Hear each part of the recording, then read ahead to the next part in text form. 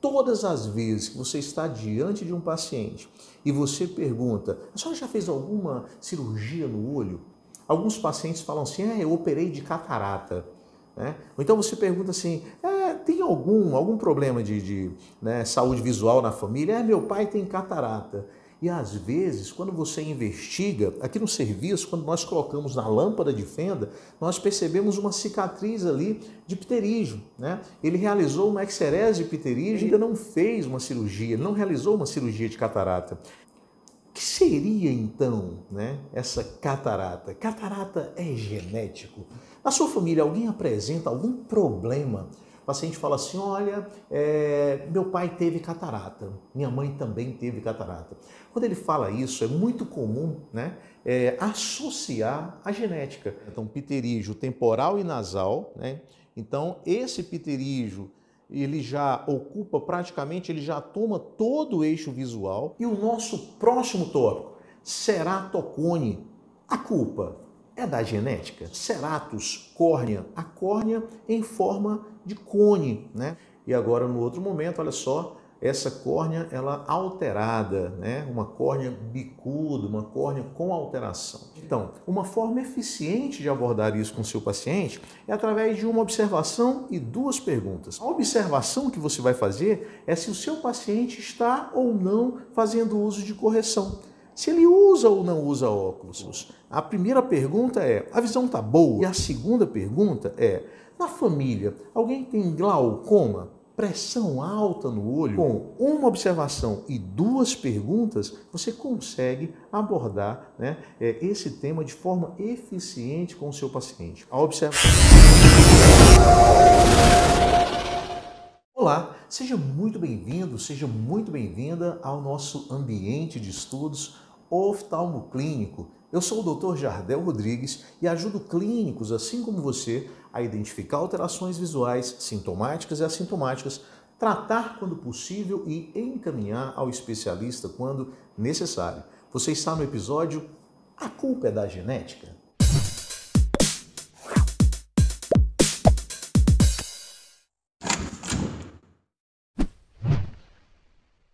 Qual a relevância desse tema na sua vida, na sua prática médica? Deixa eu contar uma história para você. Quando eu ministrava a disciplina de genética no curso de medicina, a minha maior preocupação era fornecer aos acadêmicos informações relevantes para que ele cuidasse, tratasse da qualidade de vida daquele paciente que tinha alguma alteração genética. Por exemplo, diante de um paciente com síndrome de Down, a minha preocupação é que o acadêmico enxergasse os riscos ali cardiovasculares. Que ele percebesse que aquele paciente ele teria um déficit cognitivo e que ele precisaria ser melhor estimulado para desenvolver melhor. A primeira aula da disciplina, geralmente, ela era bastante chocante ou existia uma quebra de paradigma enorme ali. Quando eu perguntava para o acadêmico, eu falava, olha, vocês gostavam de genética no ensino médio? A maioria falava, sim, gostamos. Alguns falavam, olha, não gostávamos tanto. Pois é, todo aquele azinho, todos aqueles cálculos, pouco disso nós iremos usar nessa disciplina. Então foi talvez a maior quebra de paradigma. Um curso, a disciplina de genética, sem muito azinho, sem muita conta para fazer, direcionada para o curso, direcionada para o raciocínio clínico. Qual é a importância do médico ter conhecimento daquela síndrome? Não é saber todos os genes, não é memorizar se é autossômico dominante, recessivo, penetrância completa, incompleta. Tudo isso é relevante. Mas no dia a dia não faz muita diferença.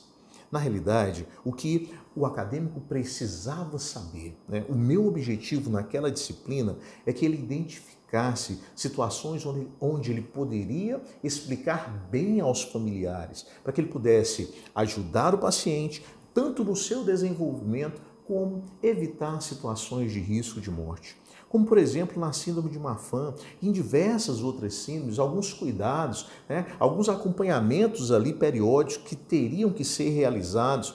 Então, quando eu preparei esse tema para você, a culpa é da genética, esse tema, essa aula, esse encontro direcionado 100% para a sua prática médica, como tudo que nós fazemos aqui, direto ao ponto. Eu vou trazer para você algumas situações que o paciente tem dúvida, né? Ou o paciente pode confundir e às vezes o colega precisa saber que se o paciente ele apresenta aquela alteração, os irmãos precisarão ser investigados, né? Se o pai possui determinada alteração, existe uma probabilidade ou não, né? Dos familiares, dos parentes de primeiro grau possuírem também a mesma alteração. A pergunta que nós faremos aqui, o histórico familiar é importante? Nós vamos começar então com uma alteração caracterizada por proliferação celular. É um processo inflamatório, é uma fibrose, é um tecido que invade a córnea. Eu estou falando do pterígio. Todas as vezes que você está diante de um paciente e você pergunta, a senhora já fez alguma cirurgia no olho? Alguns pacientes falam assim, eu operei de catarata. Né? Ou então você pergunta assim, tem algum problema de saúde visual na família? Meu pai tem catarata. E às vezes, quando você investiga, aqui no serviço, quando nós colocamos na lâmpada de fenda, nós percebemos uma cicatriz ali de pterígio, né? Ele realizou uma excerese de pterígio e ainda não fez uma cirurgia, ele não realizou uma cirurgia de catarata. Essa alteração popularmente conhecida como carninha no olho, o pterígio, erroneamente é muito confundido com a catarata. E a pergunta, a culpa é da genética? Nesse caso, a história familiar é importante. A genética, ela tem a sua contribuição, sim, no pterígio. É uma característica herdada.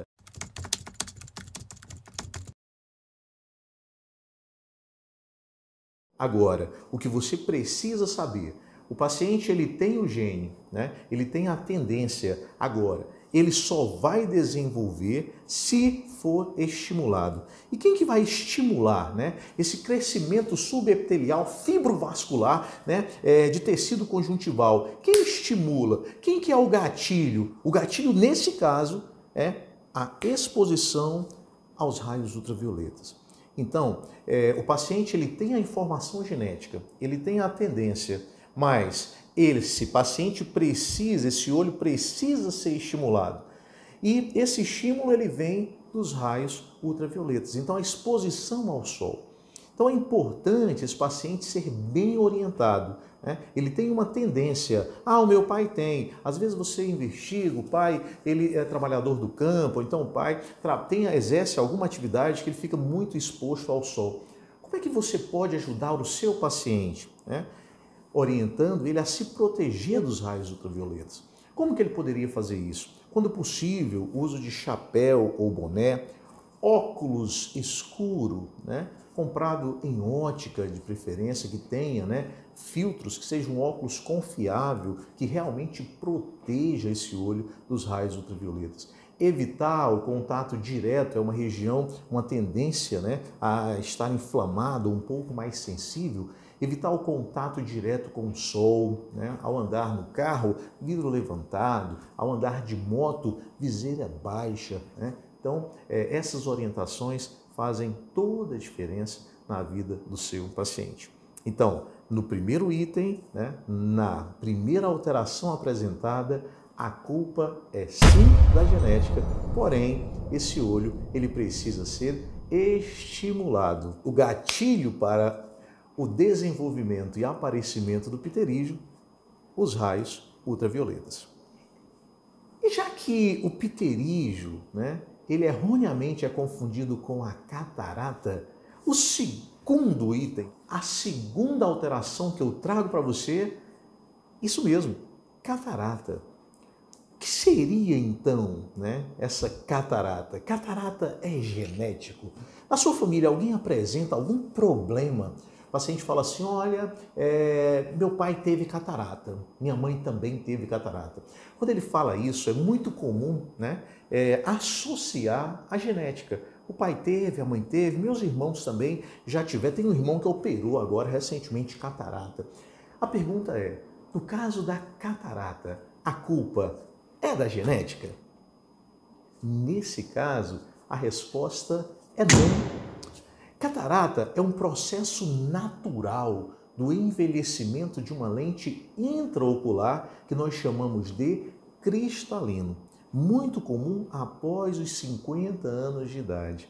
Então, nesse caso, a culpa não é da genética. Quando o paciente fala para você, olha, meu pai teve catarata, minha mãe teve catarata, provavelmente, acima dos 50 anos, é comum, é natural. É como se ele falasse, olha, a pele do meu pai já está enrugando, da minha mãe também, natural do envelhecimento. Nós estamos falando aqui da catarata senil, essa catarata que vai aparecer após os 50 anos de idade. E isso é muito importante. Quando nós informamos ao paciente, olha, já tem uma cataratazinha aí, nós chamamos no primeiro momento de facoesclerose ou de núcleoesclerose, uma catarata inicial, ou então, olha, essa catarata já tem uma catarata importante e às vezes já tem uma catarata branca, como essa mostrada na imagem. Eu separei para você um modelo esquemático, então presta atenção. Então aqui nós temos o modelo de um olho humano, eu estou com a canetinha de laser aqui representando os raios luminosos, passando aí pelo olho.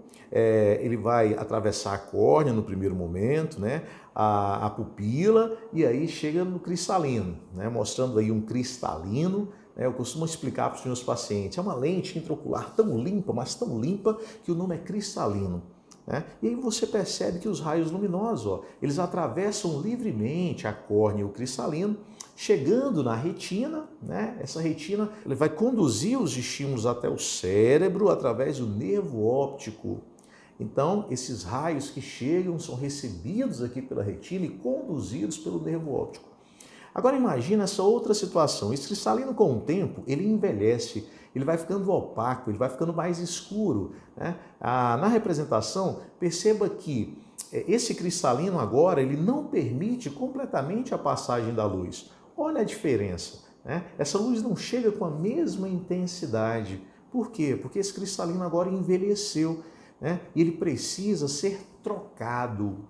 Nós retiramos esse cristalino na cirurgia de catarata e colocamos uma lente intraocular para devolver mais uma vez a permeabilidade dos veios, para que essa luz consiga chegar novamente na retina e ser conduzida através do nervo óptico para o nosso sistema nervoso central. Tudo bem? Então, na segunda situação, a resposta é não. Catarata, a culpa não é da genética. E quando o paciente apresenta as duas alterações, nesse momento, você está assistindo o vídeo A Culpa é da Genética, eu gravei esse material mais cedo, e agora tive a oportunidade de atender um paciente de 68 anos. Ele veio, os familiares, ao chegar, já me informaram, olha doutor, a visão piorou bastante, nós sabemos, ele tem catarata. Então, o paciente já procura, ciente que está com catarata. Na biomicroscopia, ao examinar esse paciente na lâmpada de fenda, observe as imagens do olho direito desse paciente.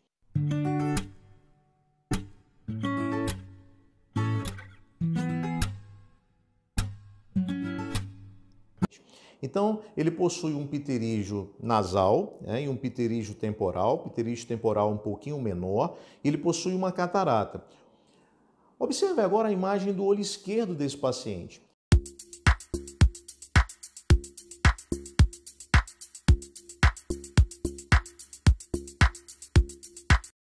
Ele apresenta um pterígio temporal e nasal, Então, esse pterígio ele já ocupa praticamente, ele já toma todo o eixo visual e uma catarata também importante. Então, nesse caso, o paciente ele possui pterígio e catarata, mas a queixa, quando ao chegar, ele informou a catarata.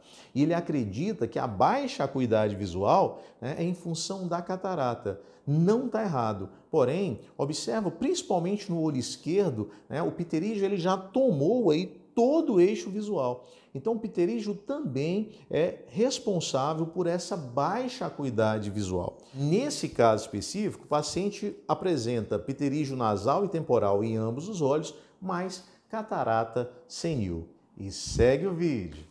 E o terceiro item, A terceira alteração que eu trago para você é o glaucoma. O glaucoma que é uma neuropatia óptica com repercussão no campo visual. É uma alteração do nervo óptico. Geralmente, o principal fator de risco aqui é a alteração da pressão intraocular. Algumas pessoas, inclusive, confundem glaucoma com alteração da pressão. A alteração da pressão intraocular é o principal fator de risco no glaucoma, sim, mas a definição de glaucoma é uma doença do nervo óptico. É a segunda causa de cegueira no mundo e a primeira causa de cegueira irreversível no mundo. A primeira causa de cegueira é a catarata, mas a primeira causa de cegueira irreversível é o glaucoma. E aqui o fator ao histórico familiar é muito importante. Basta um caso familiar de glaucoma para aumentar significativamente a chance de um indivíduo desenvolver a doença. A chance de um indivíduo com um irmão com glaucoma desenvolver a doença é 9,2 vezes maior do que a população geral. Então, no caso do glaucoma, principal causa de cegueira irreversível no mundo, a culpa também é da genética. Nesse caso, durante a sua anamnese, no histórico familiar, o paciente fala para você que a mãe, o pai ou o irmão tem glaucoma, a primeira pergunta, é glaucoma ou é catarata? Às vezes, o paciente confunde, ele fala, ele já até operou, e aí você pode melhorar, fala, ele usa colírio todos os dias? Ah, doutor, era para usar, mas não está usando não. Não, ele usa colírio todos os dias. Então, você vai ligar o sinal de alerta, porque essa informação pode estar correta, o paciente pode sim ter histórico de glaucoma na família. O risco é 9 vezes maior desse indivíduo também apresentar glaucoma. E o nosso próximo tópico, ceratocone. A culpa é da genética? Ceratus, córnea, a córnea em forma de cone, Que nós temos uma desordem progressiva em que ocorre afinamento do estroma corneano central ou paracentral. E aí a córnea adquire esse formato, o formato de um cone. Às vezes, você já deve ter se deparado com um paciente com esses anéis aqui intracorneano, Então, quando você observar paciente com segmentos de anel intracorneano, tratamento da ceratocone. E a pergunta é, o histórico familiar aqui é importante? Separei também um vídeo onde nós temos aí esse modelo, modelo do olho humano, aqui uma córnea normal, sem ceratocone, sem alteração. E agora no outro momento, olha só, essa córnea ela alterada, uma córnea bicuda, uma córnea com alteração. Então, é exatamente essa a diferença. Essa córnea ela vai ficando fragilizada, uma córnea que está alterada. E isso promove também, provoca uma alteração na visão, uma dificuldade, às vezes, em adaptação ao óculos, uma dificuldade, às vezes, esse paciente vai... Para ter uma melhora de visão, ele vai precisar usar lente de contato, às vezes um implante do anel, enfim, são diversos passos aí no tratamento do ceratocone. Mas, respondendo à pergunta, o histórico familiar é ou não é importante? A maioria dos pacientes não tem histórico familiar. E o paciente que tem ceratocone, a probabilidade do seu descendente também apresentar essa desordem é de 10%. Acredita-se que é uma transmissão autossômica dominante com penetração incompleta. Então, a resposta, a culpa é da genética? Existe um componente genético em alguns casos, porém, a maioria dos pacientes com ceratocone não tem histórico familiar. E no top 5, o top 5, estrabismo. Você está diante de um paciente com estrabismo. A pergunta que não quer calar, a culpa é da genética? Ora, todas as vezes que você estiver diante de um paciente com estrabismo, o ponto mais importante aí é a idade desse paciente. O olho, apesar de anatomicamente normal, ele está funcionando bem? E para isso, nós precisamos relembrar do conceito de período crítico ou período sensitivo. O período crítico do desenvolvimento visual está entre 0 a 9 anos de idade. Alguns autores prolongam de 0 a 11 anos, tá? Mas vamos usar nesse momento de 0 aos 9 anos. É o momento que esse olho ele precisa se desenvolver. Eu não estou falando da anatomia, porque a criança ao nascer, esse olho anatomicamente ele já está formado. Porém, ele não está funcionante na sua totalidade. Esse olho precisa se desenvolver. E qual é o estímulo? Quem é o responsável pelo desenvolvimento desse olho? Os raios luminosos.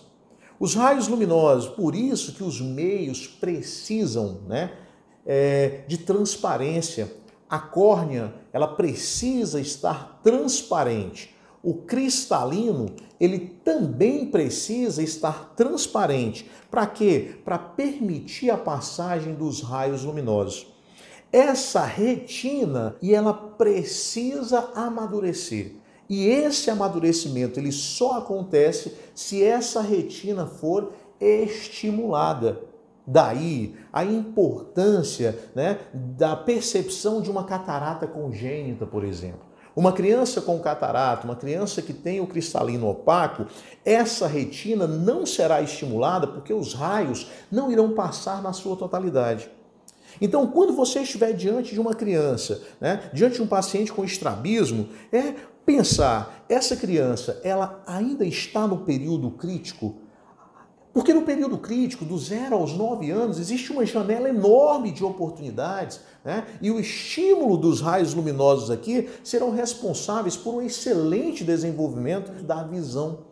Um paciente, por exemplo, com 15 anos, onde esse olho é anatomicamente perfeito, mas esse paciente não enxerga desse olho. Por quê? Porque o olhinho é torto, ele não foi estimulado e o corpo, no mecanismo de defesa, para não formar duas imagens aí, ele foi anulando um, e desenvolvendo apenas o outro olho. Esse paciente, ele vai ter uma perda, a recuperação visual aqui, ela não é garantida. Por quê? Porque a janela de oportunidade foi perdida. Então, todas as vezes, ao falar de estrabismo, a primeira pergunta, a culpa é da genética? Não. Nesse momento, a primeira pergunta é, eu ainda estou dentro da janela de oportunidades? Por quê? Se a resposta for sim, se essa criança entre 0 a 9 anos, existe ainda uma chance de você recuperar essa visão. Eu nem estou sugerindo que você pense se esse olho é ou não funcionante. Eu quero que você pense no período crítico, porque uma vez que você faz isso, você vai orientar bem essa família e encaminhar essa criança para uma avaliação com especialista. E isso é muito importante, porque diversas vezes chega na nossa mão, na mão do colega que está no campo de batalha, uma criança que a saúde é de ferro, porém o olhinho é torto e às vezes ninguém enxerga essa criança. E existe uma janela de oportunidade, esse olhinho está ficando preguiçoso, precisa ser estimulado. Essa criança precisa ser avaliada, acompanhada e tratada pelo especialista. E é você quem vai indicar, vai apontar o caminho para a família, vai orientar bem essa família e vai dizer, olha, existe uma chance desse olhinho não estar funcionante, porém, nós temos aqui esse momento, nós ainda conseguimos, se essa for a situação, reverter total ou parcial esse quadro e precisa ser avaliado por um especialista. É você quem vai indicar o caminho. Mas respondendo à pergunta, estrabismo, a culpa é ou não é da genética? E a resposta nesse caso é sim. O histórico familiar é importante no estrabismo. Por que essa informação é relevante para você? Porque às vezes você está diante de uma mãe com uma criança, mas essa criança às vezes ela tem outros irmãos. E você sabendo que o histórico familiar é importante, você vai perguntar a respeito dos outros irmãos, e orientar bem essa mãe, porque às vezes os outros irmãos também estão dentro do período crítico, Às vezes esse olhinho está ficando preguiçoso sim e precisa ser estimulado. Então, nesse caso, o histórico familiar é sim muito importante. A culpa é da genética, embora não tenha um padrão hereditário conhecido. E eu gostaria de fechar, né, essa lista, né, o top 5, eu gostaria de fechar esse nosso encontro com o top 6, com mais uma situação. Eu trouxe para você uma ametropia. Não poderia terminar esse vídeo sem falar de pelo menos uma ametropia. E a ametropia aqui é a miopia. A miopia, a genética é importante? Existe sim. O histórico familiar, ele é importante no caso da miopia. Tem sim um componente genético importante. Por que que você precisa ter conhecimento desse fato? Porque às vezes você está diante de um paciente, né? Às vezes uma mãe, às vezes um pai, e aí você pergunta, né? Tá, o paciente está usando óculos, e aí você pergunta, qual que é o problema visual? A senhora tem miopia, tem hipermetropia? O paciente que tem miopia, ele geralmente sabe informar para você que ele é um paciente míope. Esse paciente geralmente começou a fazer uso de óculos muito cedo. E às vezes não caiu a ficha ainda, né, que o filho precisa passar por uma avaliação. E aí é o momento, né, de você, sabendo que o histórico familiar é importante, você orientar bem essa família, né, para que os filhos passem por uma avaliação com o especialista, né, para medir a acuidade visual, para fazer uma avaliação, para saber se existe ou não uma ametropia importante a ponto de fazer uso de correção visual. É muito comum, né, uma mãe, um pai com miopia, como ele sempre usou óculos, ele às vezes se preocupa, mas em outras situações passa despercebido. Quando a gente fala de óculos para criança, só um parênteses aqui. Quando a criança ela tem uma ametropia, né, com um grau um pouquinho mais significativo, ao acordar, ela já procura o óculos. É muito interessante isso, né? Ao acordar, a primeira coisa, por quê? Porque o óculos melhora muito, né, a visão nessa situação. Então, em se falando de miopia, esta ametropia, a culpa também é da genética, a história familiar é muito importante. Continuando então a nossa jornada neste episódio, em que o questionamento central é se a culpa é da genética, gostaria de chamar sua atenção, né, para que momento você vai abordar isso com seu paciente. Que todas as vezes que nós falamos, né, de alterações visuais, a objeção dos colegas é sempre a mesma, né? Ou que não tem tempo, ou que é coisa do especialista, ou que encaminha logo, porém você percebeu que em algumas situações aqui a história familiar é muito importante. Então, uma forma eficiente de abordar isso com o seu paciente é através de uma observação e duas perguntas. A observação que você vai fazer é se o seu paciente está ou não fazendo uso de correção, se ele usa ou não usa óculos. Por quê? Se o paciente já usa óculos, a primeira pergunta é, a visão está boa, né? E ele vai responder, está boa ou não está boa. Mas se ele usa óculos, você vai complementar. Há quanto tempo a senhora trocou o óculos? Qual foi a última vez que a senhora visitou o especialista? E se a resposta for maior ou igual a 1 ano, você vai orientar essa paciente, né, a uma nova avaliação com o especialista. Segunda situação, você observa se o paciente usa óculos, ele não está usando óculos, é a mesma pergunta, a visão está boa? E aí ele vai responder, às vezes a visão não está tão boa assim, mas ele nem percebeu que ele pode tratar desse assunto com você. Então, mais uma vez, a hora de orientar o seu paciente. E a segunda pergunta é, na família, alguém tem glaucoma, pressão alta no olho ou já ficou cego? Então, dessa forma, o paciente às vezes vai responder, sim, doutor, a minha mãe tem glaucoma. Aí você vai lá e pergunta, é glaucoma mesmo, é catarata? Aquela estratégia que já foi exposta anteriormente nesse mesmo material. Então, com uma observação e duas perguntas, você consegue abordar, né, esse tema de forma eficiente com o seu paciente. A observação, se ele está ou não fazendo uso de correção visual, primeira pergunta, a visão está boa? A segunda pergunta, existe algum caso de glaucoma ou cegueira na família? Fique com Deus, um excelente trabalho ou um excelente descanso e um forte abraço.